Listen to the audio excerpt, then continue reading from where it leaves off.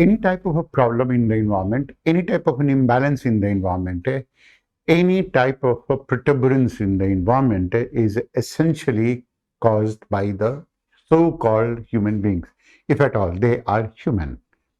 Now, it is this imbalance. Imbalance means that because the ecosystem goes on to work in more or less a perfect manner of sorts, where each of these components are going to be linked with each other in such a manner they're going to behave like one, and you remove one of them, degrade one of them, destroy one of them, and then the entire of the system part of it starts getting itself degraded.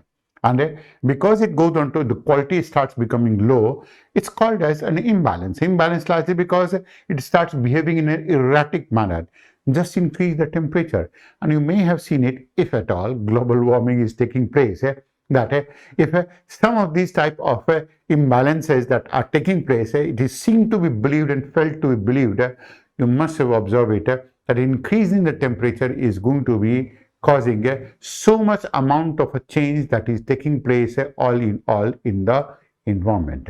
That is, the frequency of cyclones have gone to increase. The frequency of all the type of tropical disturbances have gone to increase, and what not has happened all in all. So it is such type of a global ecological imbalance that has taken place. It has taken place largely because of the impact of man on nature.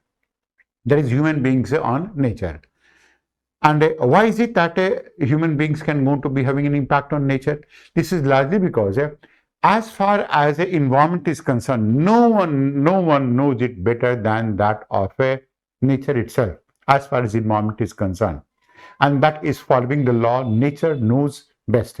You can go on to take a reference from nature knows best, the laws of ecology that we had talked about some time back. So nature knows best is like, it's almost like that. Supposing I am wearing this watch.